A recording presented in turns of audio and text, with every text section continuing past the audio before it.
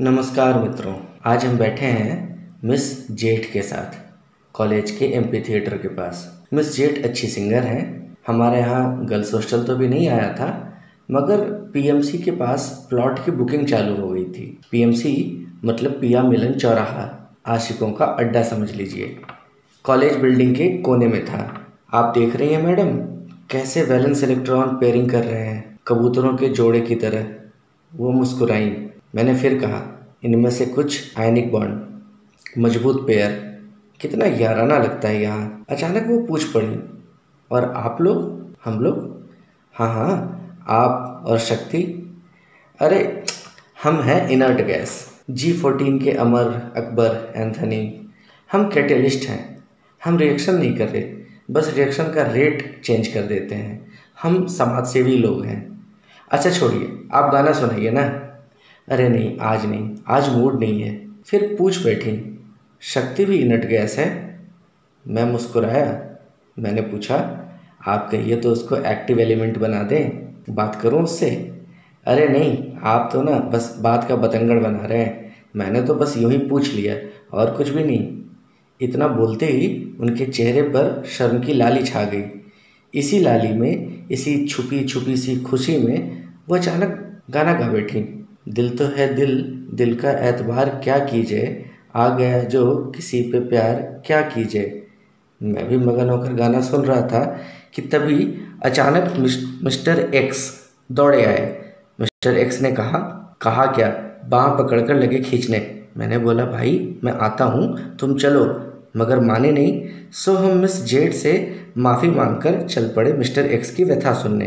पीछे वाले पार्क में बैठे हम लोग लगे ऑलमोस्ट रोने। हम समझे नहीं। खुलकर बोलो बे, क्या हुआ है? उन्होंने अपना हाले दिल कह सुनाया। म्यूचुअल ब्रेकअप हुआ था।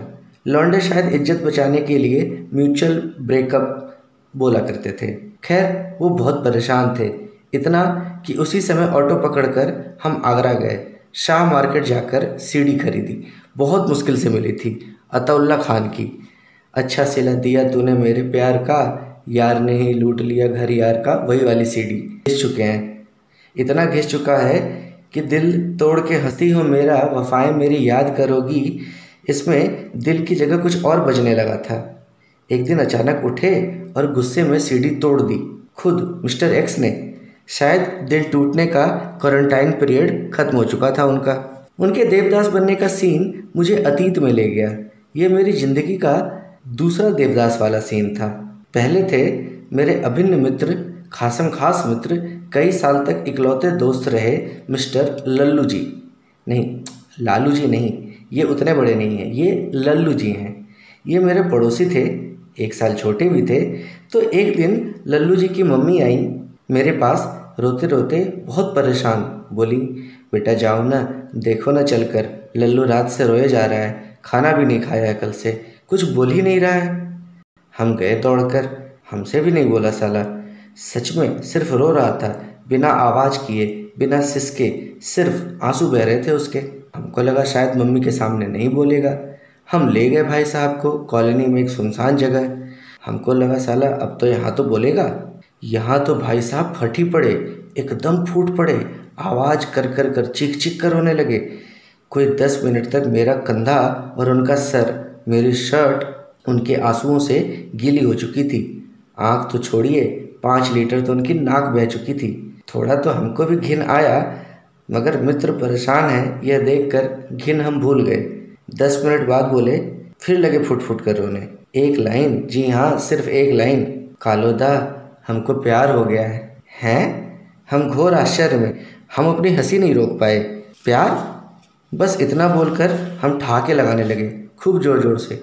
वो रोए जा रहे थे, हम उतना ही हंसे जा रहे थे। उनको समझ में नहीं आ रहा था कि हम हंस क्यों रहे हैं, और हमको साला समझ में नहीं आ रहा था कि वो रो क्यों रहे हैं। मैंने बोला, भाई तुमको प्यार हुआ है, एड्स नहीं हुआ है। मुझे लगा कि सीरियस होकर इसको सुनना चाहिए। हम बैठे वहीं एक पत्थर पर, ठीक ट्रांसफार्मर के नीचे। डर नहीं था कि हम पे बिजली गिरेगी। अरे दोस्त की ज़िंदगी में बिजली वैसे ही गिर चुकी थी। वो शांत हुए। हमने वहीं हैंडपम्प से पानी पिलाया। फिर उन्होंने कहानी शुरू की, शुरू से, वहीं से। भाई हमको प्यार हो गया है, अब हम नहीं जी पाएंगे उसके बिना। साले ये तो बताओ किसके बिना? नाम बताया उसने। अबे साले वो जो गोरी गोरी सी है। हाँ भाई वही। अबे वो तुमसे बड़ी है बे। तो क्या हुआ कालोदा?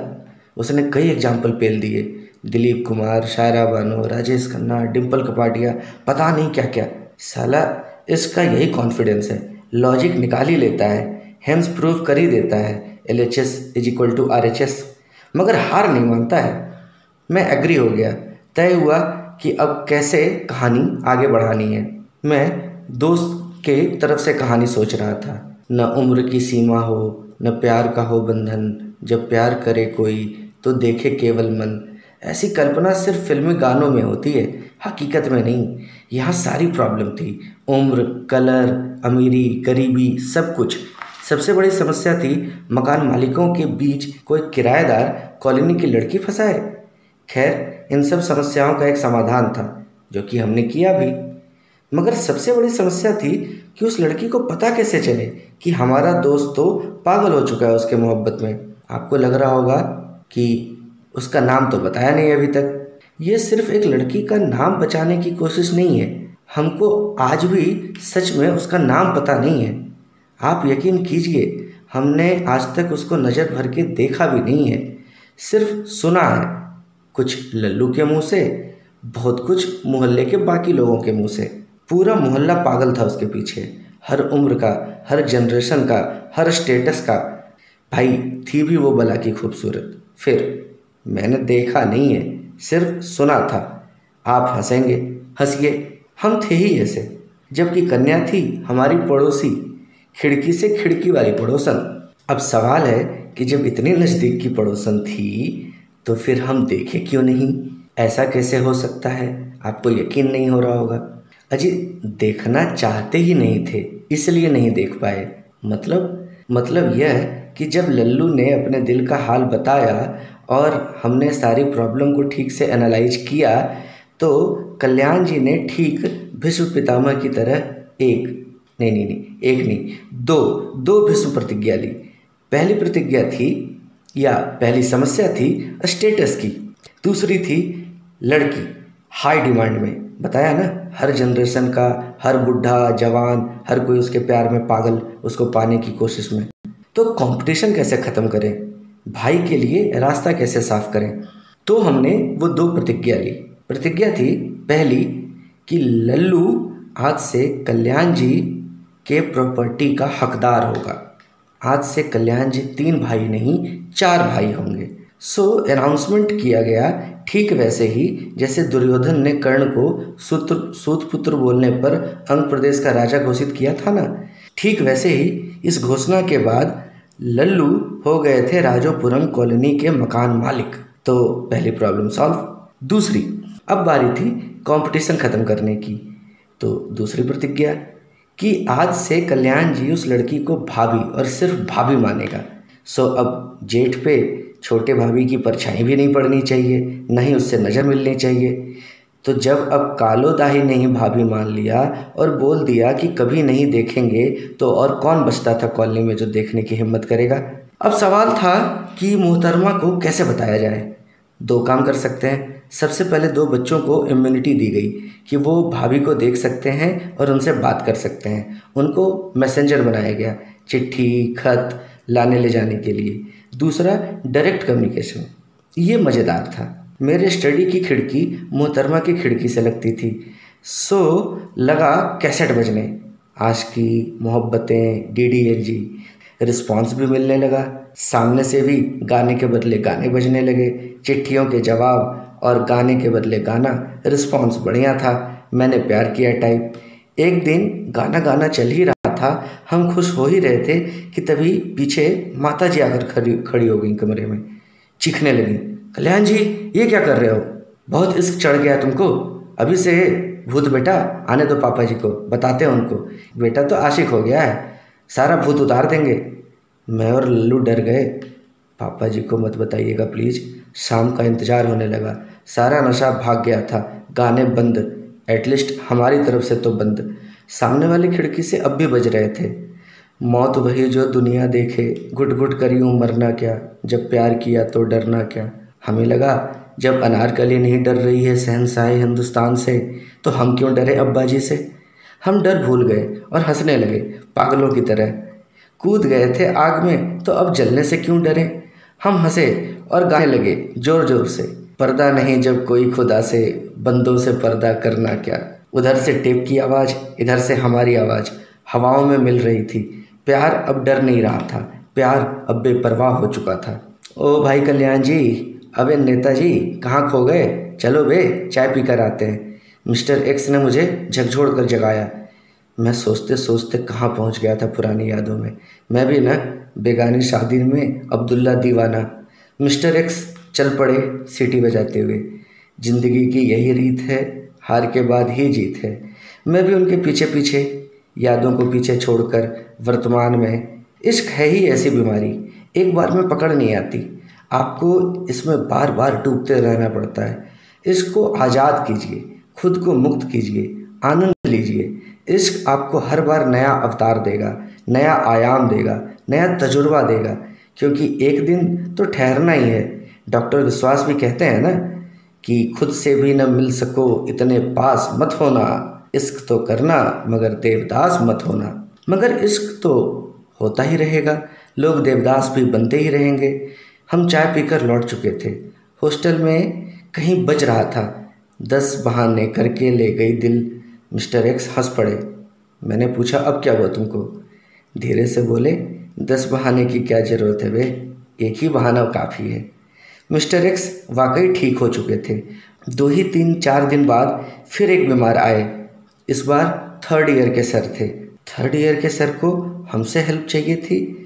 कुछ लिख दे बे कल्याण, तू ही लिख दे और फिर तू ही उसको जाके दे आ, आखिर तेरी ही तो बैचमेट है। चलो सर लिख तो मैं दूंगा, मगर देना तो आपको ही पड़ेगा ना। अबे हिम्मत नहीं है बे मेरी, शायद रिजेक्शन से डरते थे। 90% आशिक रिजेक्शन से डरते हैं। मन की मोहब्बत मन में ही रह जाती है। ज़्यादा से ज़्यादा मोबाइल के कॉलर ट्यून तक ही इजहार कर पाते हैं। सबका अपना तरीका होता है इजहार मोहब्बत का। कभी उनका कॉलर ट्यून होता था, तुझे भूल जाना जाना मुमकिन नहीं, तो याद न आए ऐसा कोई दिन नहीं। ये तब था जब उनको नया नया एहसास हुआ था कि वो मुझे देखकर मुस्कुराती है। मगर मुस्कुराना एक बात है और sir we are just good friends, क्या हम सिर्फ दोस्त नहीं रह सकते। मैंने आपको उस नज़र से देखा ही नहीं है। सर मायूस हो गए, टूट गए, कॉलर ट्यून बदल गया। भुला देंगे तुमको सनम धीरे धीरे, मोहब्बत के सारे सितम धीरे धीरे। कॉलर ट्यून तब का स्टेटस था या फेसबुक स्टोरी जैसा।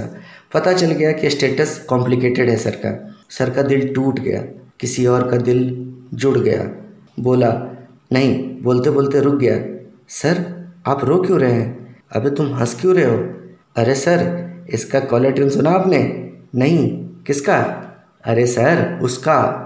अच्छा उसका, अब आप मत पूछिएगा किसका। अरे भाई खैर कॉलर ट्यून क्या है सुनाता हूँ।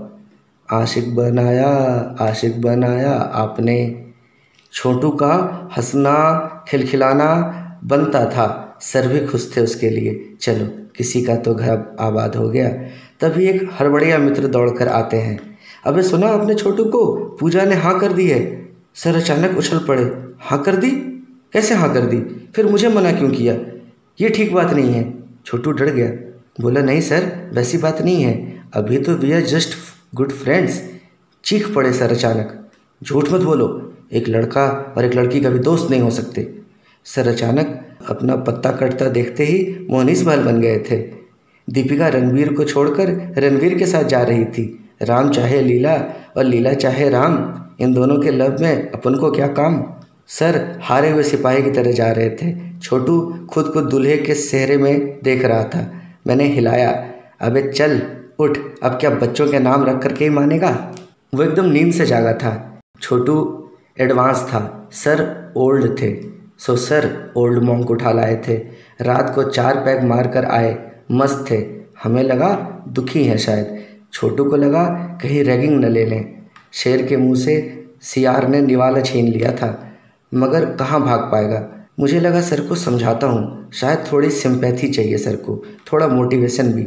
मैंने शुरू किया, सर कोई बात नहीं, होता है, आप तो मर्द हैं ना सर, मर्द को दर्द नहीं होता।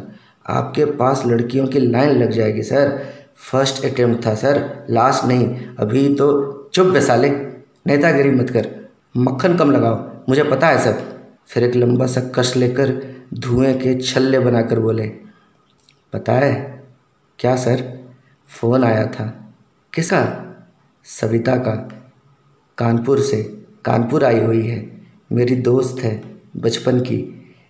फिर आंखें बंद कर मुस्कुरा कर बोले, बहुत बात हुई, 2 घंटे से ज़्यादा बात हुई, सारी बातें नई पुरानी। पता है, फ़ोन रखते रखते बोली, एक बात बोलूँ महेश? नहीं, चिंटू, मेरे घर का नाम चिंटू ही है। हाँ बोलो ना सविता, तुम बुरा तो नहीं मानोगे ना चिंटू? नहीं भाई, नहीं, पहले प्रॉमिस करो। हाँ बाबा प्रॉमिस। नहीं, मेरी कसम खाओ। अच्छा हाँ, तुम्हारी कसम, अब बताओ तो। Chintu, you don't know anything. क्या सविता? यही कि चिंटू, तुम मुझे बचपन से पसंद हो। तुम्हें याद है वो 9th क्लास की बात, तुम्हारे मैथ्स की बुक में एक चिट्ठी और एक गुलाब किसी ने रख छोड़ा था? हाँ सविता, वो मैं ही थी Chintu. Really Chintu, I love you. सच्ची में? धत, तुम पागल बना रही हो हमको। नहीं चिंटू, मम्मी कसम, आई love you. Oh my God, thank you Savita, thank you very much. Chintu, तुम थैंक यू बोल रहे हो? तो क्या बोलूँ? तुमने मुझे इस काबिल समझा है तो थैंक यू तो बोलना बनता है ना। अरे मेरे भोले भंडारी, कोई लड़की तुमको आई लव यू बोल रही है और तुम थैंक यू बोल रहे हो? सविता, तुमको पता है ना मैं बचपन से कितना शर्माता हूँ। अच्छा एक काम करती हूँ, मैं अपनी आंखें बंद करती हूँ। मैं नहीं देख रही, अब बोलो। पक्का ना सविता, तुम्हारी आंखें बंद है ना? प्लीज़ आंखें मत खोलना। ओके बाबा, नहीं खोलूँगी, अब बोलो भी। Savita, I love you too. हम सब उछल पड़े, हिप हिप हुर्रे, सर को उछाल दिया हमने। हल्ला सुनकर विनय यादव आ गए। क्या हुआ बे, तुम लोग इतना हल्ला क्यों मचा रहे हो? सर का शुरू हो गया आज, आई लव यू बोल दिया डायरेक्ट सर ने। क्या आई लव यू बोल दिया? मतलब सीधे आई लव यू बोल दिया? Congratulation sir. थैंक यू विनय। अरे सर, भाभी जी का नाम क्या है? कहाँ है भाभी जी? मिलवाइए तो कभी। मिलवाएंगे वे, ज़रूर मिलवाएंगे, बहुत खूबसूरत हैं, कानपुर में ही हैं, मेरी पड़ोसन हैं, फैमिली फ्रेंड टाइप की हैं। नाम है सविता। अरे वाह सविता, क्या नाम है, नाम ही सुंदर है तो भाभी जी तो सुंदर होंगी ही। वाह सर, सविता भाभी, क्या नाम है सर, सविता भाभी। वो और सर गले मिल रहे थे। हम चुप हो चुके थे, कुछ चिंतित भी। सर तो नशे में थे मगर हम नहीं, इंटरनेट हम भी यूज करते थे। सविता भाभी, हम सब एक साथ फुसफुसा रहे थे। सर को सविता भाभी मिल चुकी थी। सर बस अब खुश थे। छोटू ज़्यादा खुश था। वो गया दौड़कर, फ़ोन मिलाया, कॉलर ट्यून बजा, आशिक बनाया आपने। छोटू और भी खुश हो गया, ऐसा लगा उसने पूरी ओल्ड मॉन्क की बोतल चढ़ा ली है। हम सूखे सूखे मित्रों का मधुर मिलन देख रहे थे। आप देखते रहिए, याद करते रहिए अपना या अपने किसी मित्र का मधुर मिलन। चलिए चलता हूँ, दिल तो है दिल।